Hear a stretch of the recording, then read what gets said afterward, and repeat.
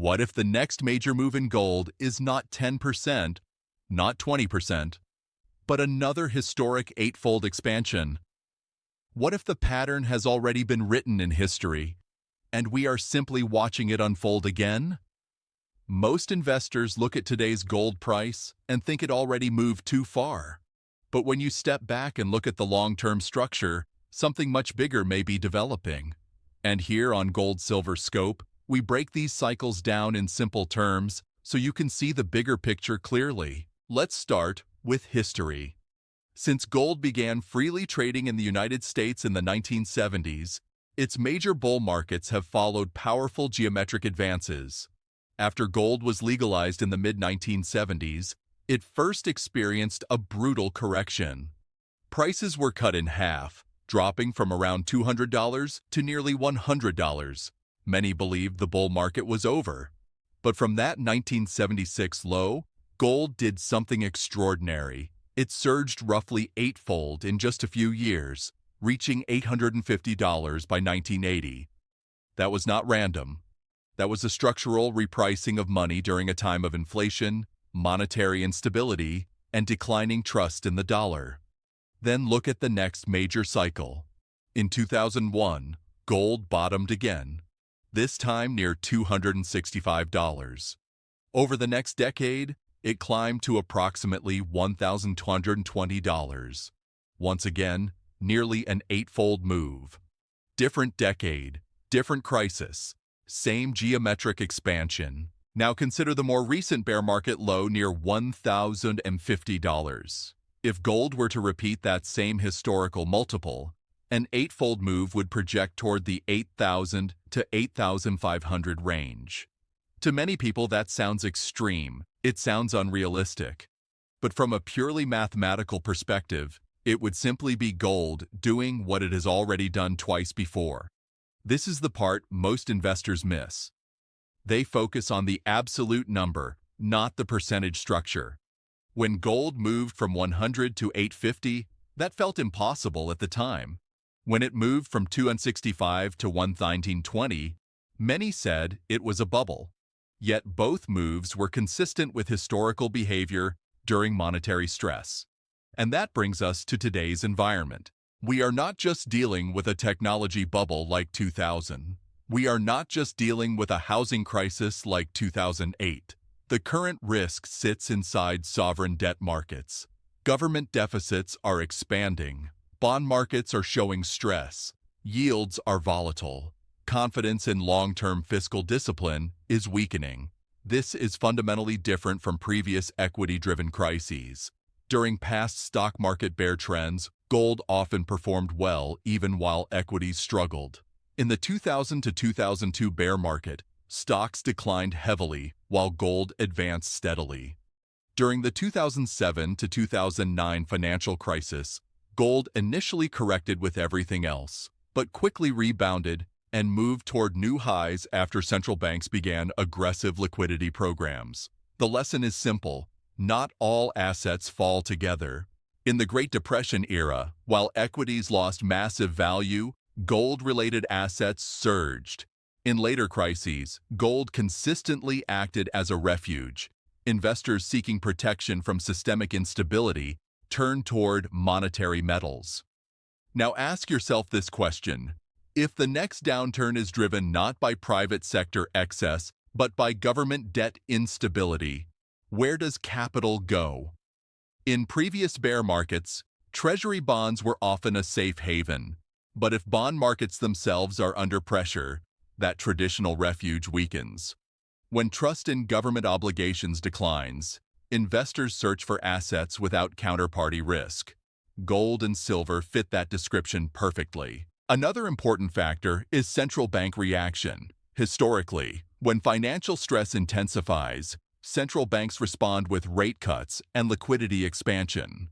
Whether through quantitative easing or other programs, the response is usually the same: more currency creation. And increased money supply has historically supported gold prices. If bond markets show signs of stress, central banks are unlikely to remain passive. Rate cuts, liquidity injections, and balance sheet expansion become tools of stabilization. That environment tends to be supportive for monetary metals. But this cycle may go even deeper than previous ones.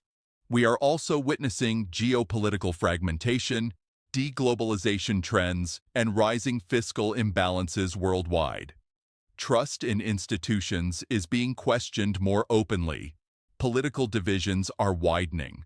These shifts create uncertainty, and uncertainty increases demand for tangible stores of value. Gold does not depend on policy promises. It does not require earnings growth. It does not rely on political stability. It simply exists as a monetary anchor outside the system. When confidence in fiat currency systems weakens, gold's role strengthens. The idea of gold reaching levels like 8,000 may sound dramatic today. But historically, large percentage moves in gold have occurred during periods when monetary systems were being reevaluated. The current macro backdrop, record global debt, rising geopolitical tension, and potential sovereign stress, arguably presents even stronger fundamental conditions than previous cycles. The key takeaway is not that gold must reach a specific number tomorrow. The key takeaway is that the structural foundation for a major long-term move is present. Now let's look at how gold behaves during major stock market declines, and why this time could be even more powerful than previous cycles. History shows us something very important. During large equity bear markets, there is almost always a winner. Not all assets collapse together. Capital does not disappear, it relocates. And very often, that relocation benefits gold. Take the early 2000s. When the technology bubble burst between 2000 and 2002, the stock market suffered a painful bear market. Yet during that same period, gold began a powerful uptrend. It did not crash alongside equities. Instead, it quietly advanced while confidence in tech stocks faded. Then look at the 2007 to 2009 financial crisis. Stocks peaked in late 2007, but the dramatic crash did not happen immediately. The market grinded lower for months before the panic phase. During much of that grinding decline, gold and silver were already moving higher. Yes, they briefly corrected during the peak panic moment in late 2008. But what happened next is critical. When central banks responded with aggressive monetary easing and liquidity programs, gold rebounded immediately and surged toward new highs. Meanwhile, the stock market continued falling for months before finally bottoming. That tells us something powerful. Gold often anticipates monetary response before equity markets fully recover. Now consider the 1929 to 1932 collapse. Equities lost roughly 80% of their value over 2.5 years. During that same period, gold-related assets performed strongly. Even though direct gold ownership was restricted at the time, gold miners experienced dramatic gains. The reason was simple. When trust in financial assets collapses, capital seeks stability. The common theme across these crises is clear. In prolonged equity downturns, gold has historically acted as a refuge. But here is where this cycle may be different. In previous crises, government bonds were typically considered safe havens. Investors fled stocks and bought treasury bonds. Yields fell, bond prices rose, and that provided stability. Today, the stress may originate inside sovereign debt markets themselves. Rising deficits, growing interest costs, and bond market volatility suggest that confidence in government obligations is not as solid as it once was. If bond markets come under sustained pressure, the traditional safe haven could weaken. If both equities and bonds struggle, where does capital go? That question becomes very important, because if the next downturn involves sovereign debt instability, gold's appeal strengthens dramatically. Gold carries no counterparty risk. It is not someone else's liability. It does not depend on government repayment. It stands outside the credit system. And central banks know this. When bond markets show stress, central planners typically respond in predictable ways. Rate cuts, Liquidity injections, balance sheet expansion. In simple terms, more money creation. That response function historically supports gold prices. If yields spike and governments struggle to finance deficits, aggressive policy easing becomes likely, and aggressive easing often weakens fiat currency purchasing power. Gold tends to reflect that shift. Now think about timing. Stock markets do not always crash immediately after topping. Often, they grind sideways or lower for months. During that period, many investors remain in denial. They debate whether the market is truly entering a bear phase. There are rallies that give false hope, but beneath the surface, capital begins repositioning. The key question is this: if equity markets peak and slowly roll over into mid-year weakness, where might gold and silver already be by then? If metals continue strengthening during the early stages of equity weakness, by the time panic arrives in stocks, precious metals could already be significantly higher. That means waiting for confirmation in equities may result in missing the earlier move in gold and miners. Another factor to consider is commodities more broadly. Historically, during late-cycle monetary instability, commodities tend to perform well. They represent tangible assets tied to real-world production and scarcity. In a world of expanding currency supply and declining trust in paper promises, tangible assets regain relevance. Gold and silver are at the center of that shift. There is also a growing conversation globally about monetary restructuring. Some nations are openly exploring alternative settlement systems. Others are increasing gold reserves as strategic protection. While dramatic changes in Western monetary systems may take time, the direction of travel is clear. Fiat systems face increasing scrutiny. Periods of financial stress often coincide with political realignment and institutional questioning. Rising fiscal pressure, widening political divisions, and declining confidence in central authorities create fertile ground for systemic change. When that happens, monetary metals regain attention not as speculation, but as anchors of stability. And if that transition accelerates, gold may not simply rise as a trade. It could gradually re-enter discussions of monetary backing in some form. Even partial remonetization in certain regions would significantly increase long-term demand. This is why the projection of higher gold prices is not purely technical. It is structural.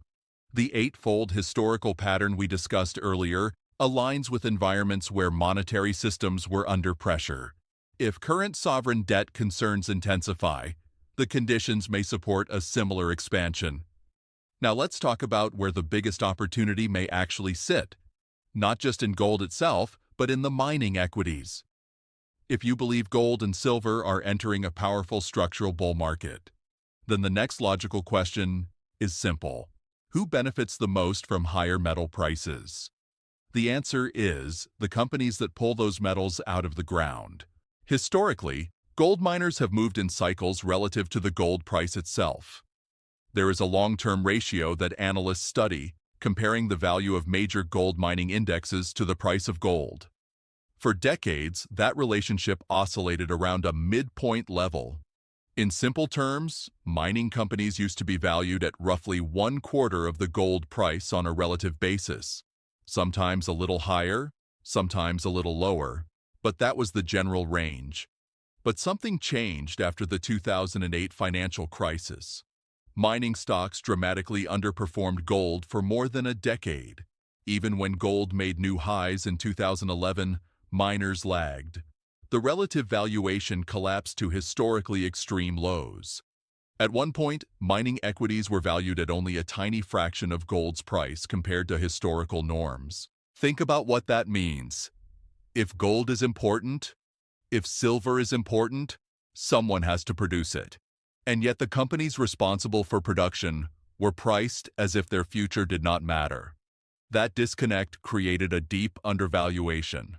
For more than 10 years, miners traded in a compressed range relative to bullion.